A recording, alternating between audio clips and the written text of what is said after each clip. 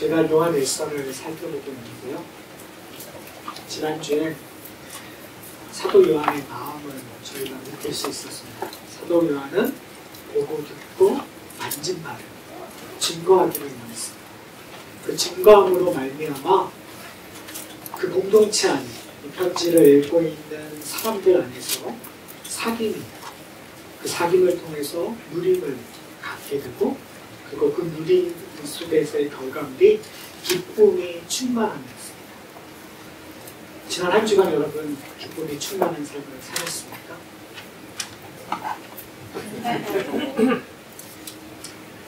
저는 단도직입적으로 제가 여러분에게 여쭤보겠습니다. 여러분은 의인입니까? 죄인입니까? 저는 정말 죄인입니다. 그럼 이제 의인으로 가셔야 되죠. 이 질문은 정말 수도 없이 해왔던 것 같아요. 그런데 여러분 들으실 때마다 죄인인가? 의인인가? 죄인인가? 의인인가? 이렇게 하실 때가 있어요. 오늘 본문을 통해서 기쁨이 충만한 사람들은 의인인가 질문인가라는 답을 얻을 거예요. 그런데 우리는 항상 이 의인인가 질문인가를 질문했을 때 질문의 의도, 그 질문을 듣고 이해하시는 분들이 항상 생각하고 있는 지점이 구원이라는 거를 근거로 생각을 하세요. 내가 구원을 받았나? 구원의 확신을 가지신 분들은 난 의인이야 라고 단번에 얘기하지 않았어요. 아무 1초도 생각 안 하세요. 그냥 구원받았으니까 난 의인이야 라고 얘기하시는 분들이 내가 일주일 동안 살면서 뭔가 지금 하나님 앞에 죄스러운 일을 했으면 또 양심이라는 게 있잖아요. 양심이 없는 분들도 있지만 보통 양심을 갖고 있으니까 죄를 지었으면 하나님 앞에서 죄 지음이 있어서 그런 말을 들을 때 뭔가 미안해서 죄인이에요 하고 얘기를 하는 우리의 모습을 발견하게 돼요. 왜냐하면 구원이 흔들릴 거라는 생각이 우리 마음속에 있기 때문에 그래요. 그런데 저는 구원이라는 것들, 기독교에서 구원받는다, 어떤 의미에서 우리가 사사기를 통해서 끊임없이 얘기했었던 부분 중에 하나가 그냥 천국 간다라는 의미가 아니라는 거, 그러니까 천국 간다라는 것만이 아니라 그거를 더 뛰어넘는 것이 구원이라는 의미를 저희가 살펴보자고 얘기를 했었습니다. 다른 말로 얘기하면 내가 의인인가 죄인인가라는 의미는 구원을 받고 안 받고의 의미로 이해하면 안 될 수도 있다. 지금 이 요한 1서를 쓰고 있는, 이 편지를 쓰고 있는 요한의 마음은 무엇일까요? 여러분, 모르는 사람에게 편지 쓰세요. 옛날에 군대에 그 미국 편지 쓸 때는 모르는 사람한테 써요. 그 모르는 그 사람한테 썼을 때 느낌 여러분 아시죠? 요한 1서가 그런 편지인가요? 아니에요. 요한 1서는 사랑의 편지. 사랑이 뚝뚝 떨어지는 편지란 말이에요. 사랑의 편지는 모르는 사람한테 쓰지 않아요. 다른 말로 얘기하면 구원 받았느냐 안 받았느냐의 얘기를 하고 있는 것이 아니라 사랑을 함께 누릴 것이냐, 사랑으로 인하여 같이 사귐을 갖고 있느냐, 코이노니아라는 거예요. 여기서의 사귐은 펠로십, 코이노니아를 하고 있느냐, 그것을 이야기하고 싶은 거거든요. 그렇다면 사도 요한에게는 구원을 받았느냐 안 받았느냐를 얘기하고 있는 것이 아니라 어떤 의미에서 이미 구원받은 성도들에게 얘기해요. 저는 지금 저의 설교도 구원받은 성도들에게 하나님의 은혜를 은혜 없이는 살 수 없다고 고백하며 찬양하고 있는 바로 여러분들에게 지금 이야기하고 있는 거예요. 그렇다면 전제는 내가 구원 안 받았나 받았나라고 고민하는 것이 아니라 구원의 기쁨을, 사귐을, 누림을, 기쁨의 충만을 어떻게 하면 더 누릴 수 있는가에 근거하고 있다는 거죠. 자, 오늘 본문의 시작은 이렇게 얘기해요. 우리가 그에게 듣고 너희에게 전하는 소식은. 그러니까 이거는 이미 앞부분에서 얘기했었던 거예요. 우리는 제자, 요한을 포함한 예수님과 직접 대면했었던 제자들을 얘기하고 있는 거예요. 그는 누구죠? 예수 그리스도. 그러니까 지금 사도 요한이 예수 그리스도에게 들은 것을 이게 너무너무 중요하니까, 너무너무 소중하니까, 그러니까 증거라는 것은, 전도라는 것은 교회 세일사는 게 아니에요. 전도라는 것은 그리스도로 받은 가장 소중한, 가장 기쁜 것을 전하는 거예요. 어떻게 해요? 억지로가 아니라 자발적으로, 기쁨으로. 사도 요한은 지금 전하는 소식을 딱, 복음을 아주 간단하게 설명해요. 뭐라고 설명하는지 아세요? 여러분 전도하실 때 뭐라고 얘기하세요? 우리 네 사람 참 좋아. 그렇지. 우리 네 정신 좋아. 우리 교회에서는 뭐 다른 교회에서 안 하는 무언가를 해. 근데 그거는 복음이 아니에요. 만약에 우리가 그런 얘기로 전도하고 있다면 우리는 전도를 잘못합니다. 그 교회를 세이사합니다. 사도 요한은 우리에게 정확한 한마디로 합니다. 그 뭐냐면요, 이렇게 얘기해요. 곧 하나님은 빛이십니다. 그에게는 어둠이 조금도 없으시다는 것입니다. 아주 간단하게 얘기해요. 하나님은 빛이십니다. 여러분 이게 복음이에요.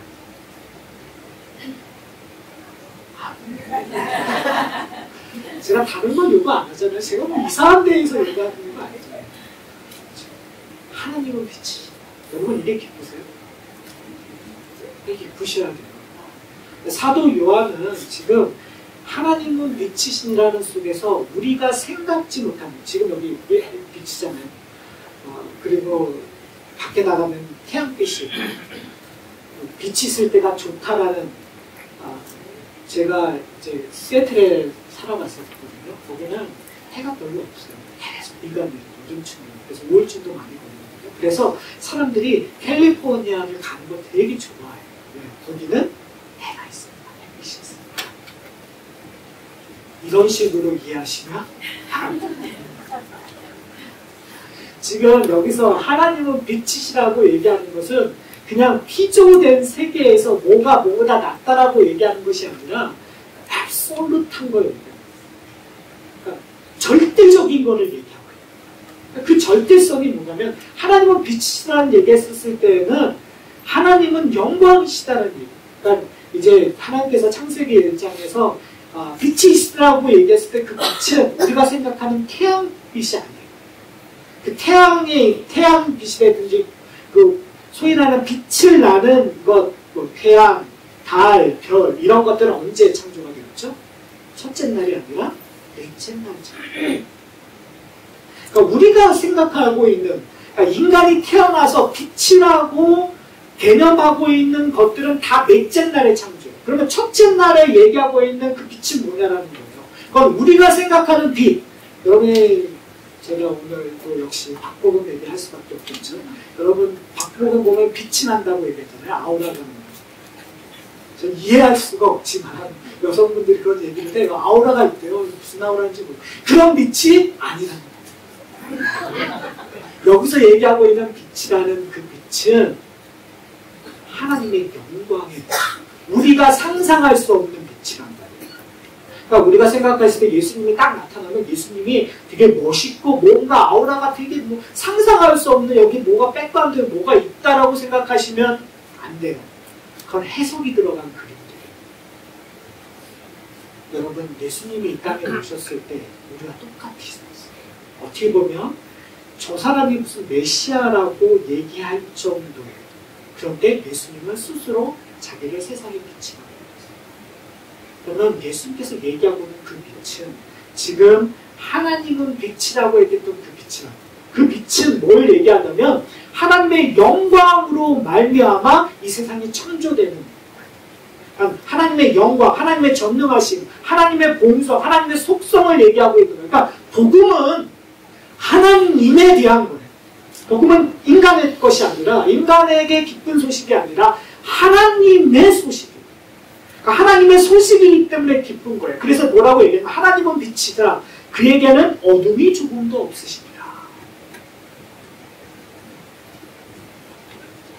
그러니까 어떻게 보면 이게 헬라 철학이나 철학적인 개념으로 이구라되는 빛과 어둠으로 얘기하는 것처럼 오해할 수도 있어요. 그러나 지금 사도 요한은 그 헬라 철학이라든지 철학적, 세상적인 사고를 인용해서 사람들을 끌어모이고 어텐션 시키고 있는 거예요. 그들이 생각했을 때 하나님은 그들이 생각하는 그 하나님에 대한 생각들은 좋은 하나님이 있고 나쁜 하나님이 있어요. 그리고 그 좋은 하나님과 나쁜 하나님이 대결하는 걸로 이해하는 로마나 그리스 철학들이 있거든요. 신화들이 있거든요. 그런데 지금 그 사도 요한은 얘기하고 있는 것이 뭐냐면 하나님은 선하시다. 하나님은 영광스러워. 하나님은 거룩하시다. 그래서 요한복음 1장에서 이렇게 얘기해요. 빛이 어둠을 비치는데 어둠이 빛을 깨닫지 못하더라. 그것은 어떻게 보면 이 창세기 1장에 이야기되었던 창조하기 전에 이 땅이 혼돈과 공허 속에 있었던 것과 마찬가지예요. 근데 그것을 어떻게 해요? 하나님의 신이 운행하면서 빛이 있으라 하심으로 말미암아 드디어 어둠을 깨고 어둠을 무너뜨리고 거기에 뭐가 드러나는 거예요? 하나님의 하나님 되심이 비추고 선포돼요. 자, 그렇다면 성도들은 하나님의 빛을 깨달아야 될까요? 안 될까요? 이런 문제가 되죠. 머릿속으로 생각되는 거잖아요. 내가 정말 하나님의 빛을 아나? 하나님의 빛이 뭘까? 그럼 하나님의 빛이 뭐예요? 저한테 보여주실 수 있으세요? 먼저 말하는 사람이 최고예요. 제가 너한테 먼저 질문했잖아요. 참 어려운 것 같아요. 하나님의 빛이 뭘까? 우리 인간으로 이 땅에 태어나서 인지되고 자각되고 그리고 그 개념을 이해하고 그 개념 속에서 내가 뭔가를 만들어내서 자꾸 이렇게 창조되는 것조차도 우리가 경험한 것 외에는 창조되기가 참 어렵잖아요. 그러니까 이런 빛이라는 것도 결국은 태양빛을 우리가 착안해서 만들어내는 거잖아요. 그런데 그렇기 때문에 하나님의 영광이라는 것은 참 이해하기 어려운 거예요. 그런데 하나님께서 그 하나님의 영광 되심을 이스라엘 역사 속에서 가끔 보여주셨어요. 그것이 어디서 나타났죠? 하나님께서 불기둥과 구름기둥. 그러니까 소위 말하는 하나님의 현현하심으로 하나님이 나타내시는 거예요. 아브라함과 만나시기도 하고 모세에게도 만나시기도 함으로 만나면서 하나님이 하나님 되심을 이 땅에 보여주셨어요. 그러니까 그런 것을 통해서 우리는 기억해요. 그래서 어떤 일이 있었냐면요. 요한복음 8장에 보면 초막절에 예수님께서 얘기하시는 것들이 있어요. 두 가지를 얘기해요. 나는 목마른 자는 다 내게 되리라. 예수께서 뭐가 되십니다. 우리가 생수가 되시겠다는 거예요. 그리고 그 가늠한 여인을 중간에 놓고 빼도 된다고 제가 말씀드렸잖아요. 그리고 그 다음에 뭐가 나타나면 나는 세상의 빛이라는 이야기를 9장에서 이렇게 9장을 보면요. 8장 12절에 여호와께서 또 말씀하실 때 나는 세상의 빛이라 나를 따르는 자는 어둠에 다니지 아니하고 생명의 빛을 얻으리라. 그러니까 지금 나는 세상의 빛인데 그 세상의 빛이 뭐라고요? 생명의 빛이. 그러니까 저희가 지난주에 봤었던 것처럼 예수님께서 뭐로 오셨다고요? 생명의 말씀으로 오셨다는 것과 지금 말씀과 로고스의 예수님과 빛이신 예수님과 연결되고 있는 부분이 있어요. 그러니까 예수님께서 나는 세상의 빛이라고 얘기해요. 그 빛이 너에게 뭘 주냐면 생명을 주는 거예요. 그런데 이걸 어디서 얘기하냐면 초막절 때 얘기해요. 근데 이 초막절 날은 그 생수라고 얘기했을 때 물을 떠오는 예식, 그래서 그것을 제단에 뿌리는 예식이 있는 것과 동시에 그들이 한 30m 되는 촛대를 세웠었어요. 그러니까 초막절에. 그 촛대를 통해서 그들이 연상하는 그 출애굽의 사건이 있었는데 그것이 뭐냐면 불기둥 되시는 하나님. 그러니까 그들은 하나님의 임재하심을 지금 이 예수님이 계셨을 때 이미테이트, 그러니까 자꾸 인위적으로 만들어 재생하는 거란 말이에요. 그러니까 우리식으로 얘기하면 우리가 하나님으로 누리는 감격, 기쁨, 은혜를 자꾸 인위적으로 재생하려고 할 때가 있어요.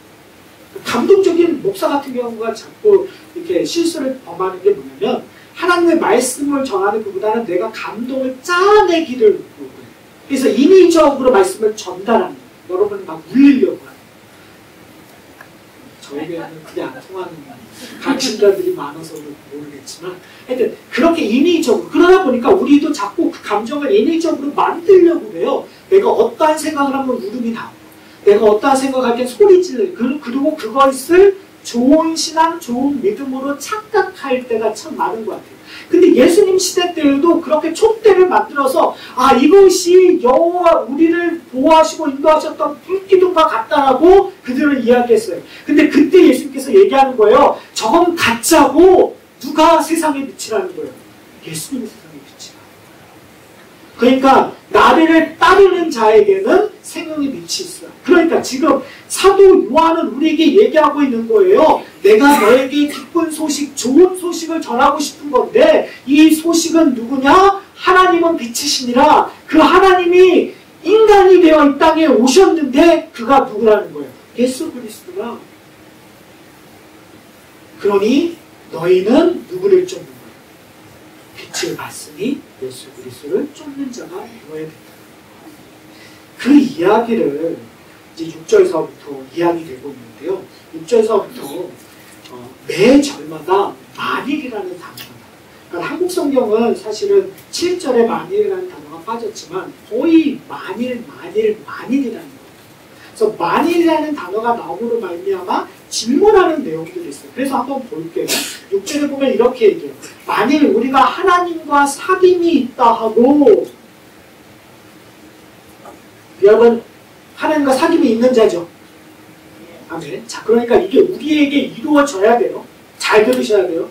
뒤에 나오는 얘기가 우리의 삶 속에서 나와야 되는 거예요. 만일 우리가 하나님과 사귐이 있다 하고 어둠에 행하면 거짓말을 하고 진리를 행하지 아니하는 거니와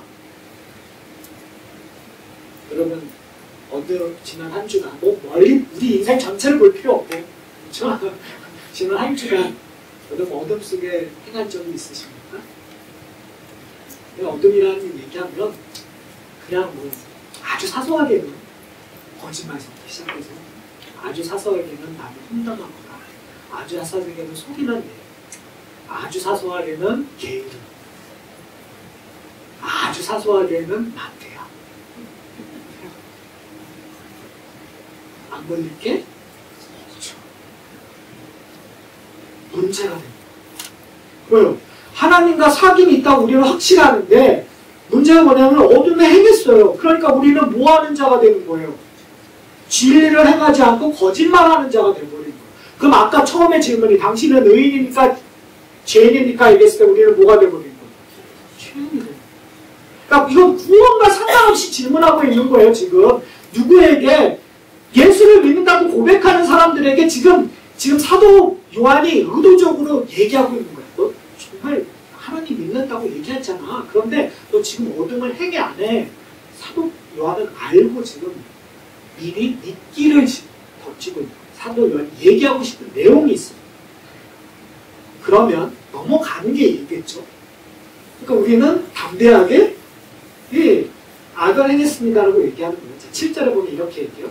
그가 빛 가운데 계신 것 같이 우리도 빛 가운데 행하면 우리가 서로 사귐이 있고 그 아들 예수의 피가 우리의 모든 죄를 깨끗하게 하실 것이요. 자, 예수님이 빛 가운데 계신 거 우리가 알고 있어요. 자, 그러면 우리도 빛 가운데 행했나요? 우리가 사귐이 있나요? 여러분 있으세요? 예수님과의 사귐이 있으셨어요? 없으셨어요? 좀 있었죠? 조금 말하기가 민망할 정도로 조금. 그리고 지금 우리가 여기 와 있으니까 하는 그 예배 드리고 있으니까 그래도 사귐이 있잖아요. 그렇죠? 근데 중요한 포인트는 사실 앞에 부분이 아니라 왜요? 사도 요한은 이미 그걸 인정하고 제가 편지 쓴다고 얘기했죠. 사실은 뒷부분을 얘기하고 싶어서 얘기하고 있는 거예요.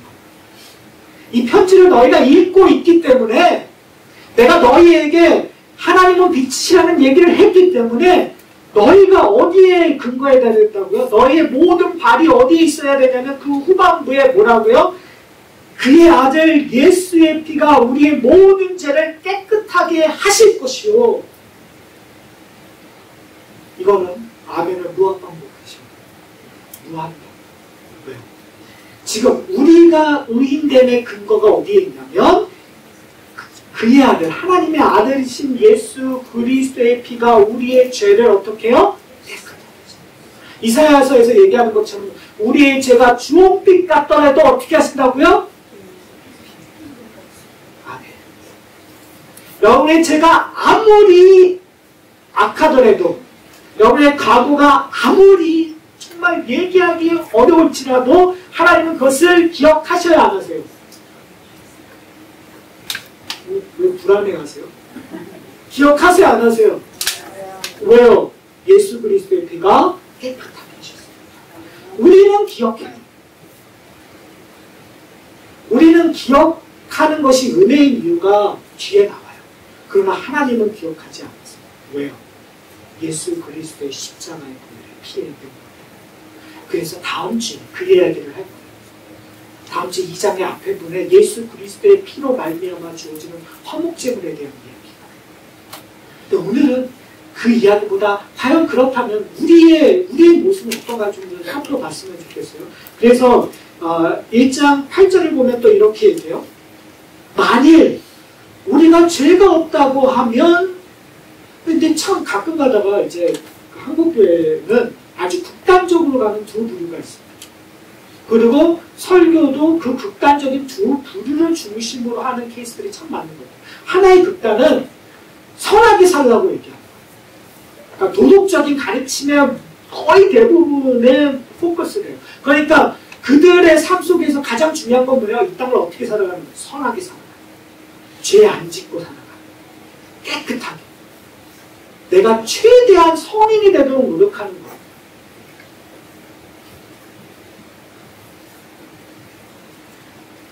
그리고 또 다른 부분은 하나님께서 모든 거 다 용서해 주셨으니까 용서할 거니까 이제는 어떻게 살라고요? 마음대로 살아요. 그러니까 한 번 구원은 영원한 구원이에요. 그러니까 내가 천국 티켓을 따는 것이 중요해요. 그러니까 우리가 생각하는 천국 티켓은 보통 한국교회 분들은 세례 받는 거예요. 그러니까 내가 세례만 딱 받고 나머지는 내 마음대로 살게. 그리고 조금 양심이 있으신 분은 내가 주일 나가고 내 마음대로 살게. 내가 헌금하고 내 마음대로 살게. 이런 식으로 우리는 생각을 한다는 거예요. 그러니까 거기에만 포커스하는 거예요. 그러니까 양극단은 다 잘못됐어요. 복음은 양극단을 얘기하는 것이 아니에요. 그렇지 않아요. 두 가지를 다 얘기해요. 그것이 오늘 본문에 얘기하고 있어요. 그래서 첫 번째 한 극단을 얘기하는 거예요. 만일 죄가 없다고 한다면 그는 뭐 하는 자라고요? 스스로 속이고 또 진리가 우리의 속에 있지 아니할 것이요. 이게 참 재밌죠. 왜 그러냐면 바리새인들은 자신들이 죄가 없다고 생각했어요. 왜요? 그들은 율법을 열심히 지켰다고 생각합니다. 그러니까 예수님과 만났던 대부분의 바리새인들, 그리고 젊은 청년이라든지 젊은 부자라든지 다 하나님 앞에 나올 때 당당하게 나오죠. 그러니까 예수님 앞에 나올 때 당당하게 나와요. 그래서 얘기하는 것이 뭐냐면 나는 다 지켰습니다. 그리고 예수님을 그냥 한번 시험 삼아서 얘기하는 거예요. 어떻게 영생을 얻어야 됩니까? 왜요? 자기 지식 자랑하기 위해서. 자기가 한 거 자랑하기 위해서. 그런데 지금 사도 요한이 얘기하는 것이 뭐냐면 그것은 자기를 스스로 속이고 진리가 우리의 속에 있지 않다는 것을 보여주는 증거라. 왜요? 사도 바울의 용어로 얘기하면 끊임없이 얘기하는 거예요. 유대인들하고의 논쟁을 하면서 그들이 갖고 있는 할례 율법 그것으로 구원받는 것이 아니라 구원은 누구로 말미암아? 하나님의 은혜로 말미암아 예수 그리스도의 십자가의 보혈로 말미암아 거저받는다. 제가 목회하면서 제일 힘든 게 뭔지 아세요? 복음에 대한 설명 속에서 분명히 우리는 은혜로 구원받는다고 다 얘기하세요. 그런데 말만 하세요. 그리고는 다 내가 뭔가를 하나님 앞에 해드려야 해요. 은혜를 갚아야 된다는 생각 속에서 교회 생활을 하세요. 신앙 생활을 하세요. 그러다 보니까 신행생활에서 남는 것은 다 하나님의 은혜라는 말만 하고 실질적으로 남는 것은 다 본인들의 행위, 공덕이 쌓아놓은 것들. 그러다 보면 오늘 본문에서 얘기하고 있는 것처럼 우리가 스스로 속이는 자가 되고 말과 마음이 틀려지는 자가. 그러나서 이제 9절에 보면 이렇게 얘기해요. 만일 우리가 죄를 자백하면, 그리고 10절에 보면 만일 우리가 범죄하지 아니하였다 하면, 이런 말들을 보면요, 우리가 죄를 자백하면 우리가 생각했을 때는 내가 죄를 지었으니까 죄인이구나 라고 생각을 할 수 있잖아요. 근데 지금 사도 요한은 우리에게 얘기하고 있는 것은 그것과 반대로 되고 있는 거예요. 왜요? 죄를 자백하면 그는 미쁘시고 의로우사 우리의 죄를 사하시며 우리를 모든 불의에서 깨끗하게 하실 것입니다. 라고 얘기해요. 이것이 은혜예요. 이것이 은혜의 근본이고 시작이에요. 왜요? 여러분, 죄를 자백하는 것이 쉬울까요? 어려워요. 쉽지 않아요. 죄를 망각하기는 쉬워요. 죄를 부인하기는 쉬워요. 그러나 죄를 고백하는 것은 쉽지 않아요. 근데 문제는 뭐냐면 우리가 생각하는 도덕적인 죄를 얘기하고 있는 것이 아니에요. 행위적, 공덕을 쌓을 때는 도덕적인 개념으로 늘 생각해요. 우리가 생각하는 리월드 시스템은 항상 율법적이고 도덕적이고 양심적으로 얘기되어서 항상 내가 뭘 했는가를 계속 쌓아감으로 말려가 그것을 증거하려고 해요. 그러나 죄를 고백한다라고 얘기했을 때, 죄를 자백한다고 얘기했을 때는 도덕적으로 얘기하고 있는 것이 절대 아니에요. 근데 우리는 그걸 도덕적으로 고백하면 뭔가 잘못된 거예요. 왜 그러냐면 지금 앞에 셋업하고 있는 사도 요한이 셋업한 스테이먼트가 있어요. 그것이 뭐냐면 하나님은 빛이시잖아요. 하나님은 영광이시다. 하나님은 거룩이시다라는 얘기를 하고 있어요. 그러면 그 이야기를 하는 순간 문제가 발생하는데 그 문제가 뭐냐면 인간은 죄인이라는 것이죠. 인간은 하나님과 교집합을 이룰 수 없는 존재예요. 하나님과 하나도, 그러니까 아담의 죄로 말미암아 타락한 순간서부터 하나님과 교집합이 이룰 수가 없어요. 하나님 앞에 다가갈 수가 없어요. 왜요? 다가가면 어떻게 될까요? 깨져버립니다. 죽을 수밖에 없어요. 그것이 인간이 갖고 있는 근본적인 문제예요. 그래서 아까 얘기했던 것처럼 요한복음 1장에 빛이 어둠을 비췄는데 어둠이 빛을 깨달지 못하더라는 이야기를 하고 있어요. 그러니까 중요한 한 스텝이 있어요. 내가 죄를 고백하기 위해서는 빛을 봐야 한다는 거예요. 그래서 요한복음을 보면요, 사도 요한이, 제가 요한복음을 제가 설교할 때도 말씀드렸잖아요. 예수님이 많은 사역을 했는데 사도 요한은 의도적으로 예수님의 사역 속에서 예수님께서 하신 일들을 의도적으로 편집해서 이야기하고 있잖아요. 그래서 8장에서 예수님께서 나는 세상의 빛이라는 이야기를 하셨어요. 그리고 이것이 생명의 빛이라고 얘기한 그 다음에 9장에 어떤 일이 있냐면요, 사도행전 9장에 날 때서부터 맹인된 사람이 나타나요. 그리고 나서 사람들이 질문하는 것이 뭐냐면 이렇게 얘기해요. 라비여, 이 사람이 맹인으로 난 것이 누구의 죄로 인하니까? 자기니까 그의 부모입니까?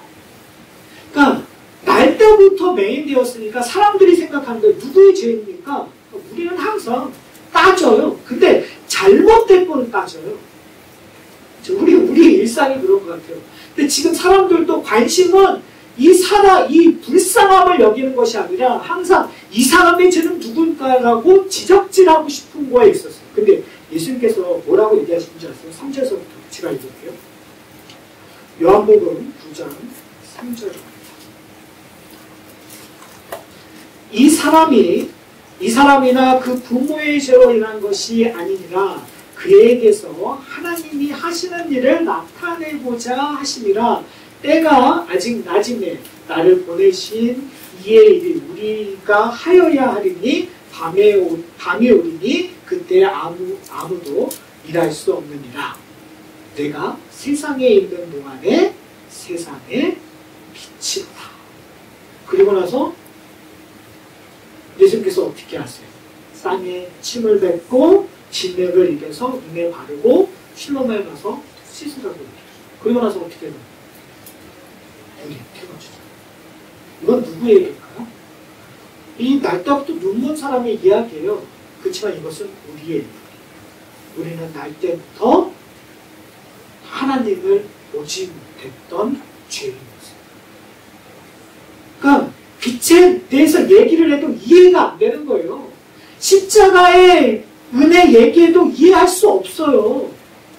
이게 모태신앙 사람들, 모태신앙을 가진 사람들이 불쌍한 사람인데요. 그렇죠?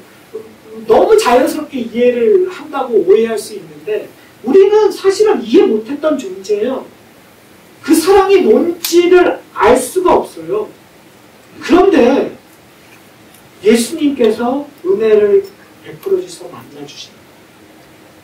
그리고 실로암에 가서 눈이 떠지는 것처럼 어느 순간 눈이 떠지는 거예요. 왜요? 예수님께서 뭐라고 얘기하셨습니까? 본인이 세상의 빛이라고 얘기하셨어요. 침을 뱉어서 진흙을 뱉어서 그 진흙이 효용이 있어서 눈이 난 것이 아니라요. 예수님께서 계시니까 세상이 빛이신 거고 빛이 나시진 거고 그 낯이 있는 동안에 예수님께서 세상에 빛이 되어 그에게 와주셨으니까 그 우리 시대로 얘기하면 예수님께서 다시 오신다고 얘기하시는 그 정말 전에 성령을 우리에게 보내주셨기 때문에 지금 낮은 거예요. 그리고 성령을 통해서 우리와 만나주시고 우리를 눈을 띄워주셨기 때문에 누구의 힘으로? 목사가 안수해서가 아니라 목사가 잘 가르쳐서가 아니라 친구 따라 강남 가서가 아니라요. 누가 하셨어요? 예수님, 세상에 비치신 예수님께서 나의 영혼을 깨워주셨기 때문에 그 놀라운 일이 일어난 거란 말이에요. 그 놀라운 일이 일어났기 때문에 우리는 뭐라고 얘기하는 거예요? 내가 기쁨이 충만하다고 얘기해요.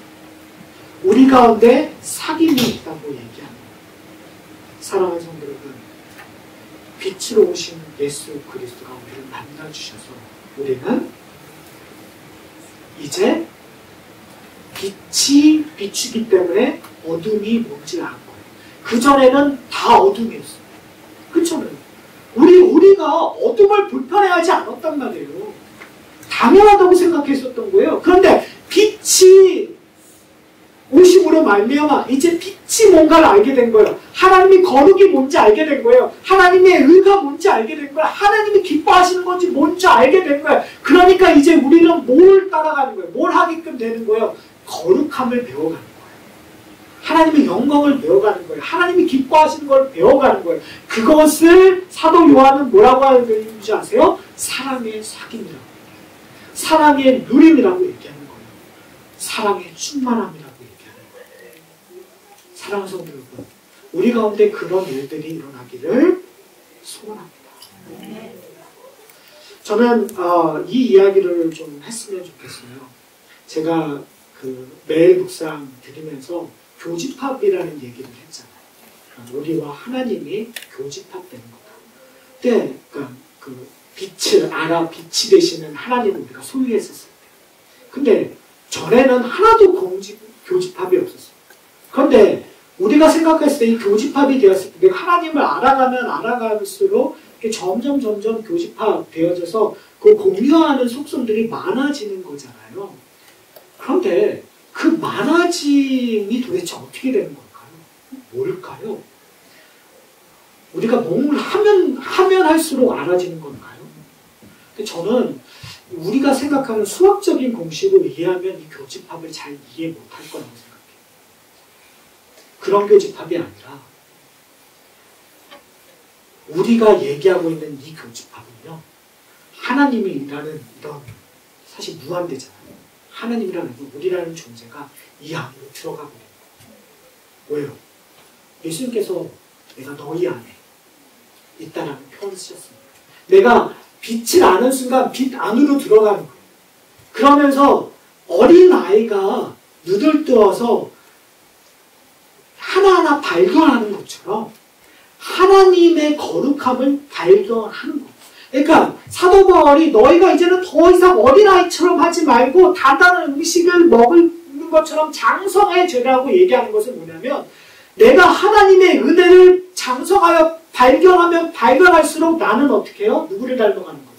하나님을 닮아가는 거예요. 그런데 제가 가끔 머리는 다 이해해요. 근데 제가 책을 읽으면서 이 표현이 너무너무 잘 표현되어 있었어요. 그게 뭐냐면 도스토옙스키의 카르바조프의 형제라는 책이 있어요. 제가 이제 그 책을 이제 막 시작을 했거든요. 제가 영화로 읽는 성경 공부를 때 그거를 좀 지옥이라는 의미가 뭔가를 이제 좀 하려고 그 책을 이제 시작을 했어요. 시작해놓고선 너무 길어라는 생각을 했는데 근데 정말 감사하게도 이 설교에서 쓸 내용이 찾아서 냈어요. 하나님의 영광. 그게 뭐냐면요. 한 여인이 이 좌시와 장로라는 사람을 찾아왔어요. 이 사람이 되게 소위 말해서 성인처럼 영향력을 미쳤었던 거예요. 그래서 만나면서 얘기해요. 근데 너무 기쁘니까 자기가 하나님에 향한 이 열정에 대한 이야기를 막 얘기를 해요. 그 과정에서 나는 이제 나가서 정말 가난한 사람 도와주고 싶고 뭐 도와주고 싶고 그러니까 인류의 평화를 위해서 자기는 뭔가 막 하고 싶다는 얘기를 해요. 그래서 이 좌시와 장로가 하는 얘기가 뭐냐면 그러한 관념적인 온 인류를 사랑하는 사랑보다는 행동적인 사랑을 하십시오라는 이야기를 해요. 그러니까 행동적인 사랑이라는 것은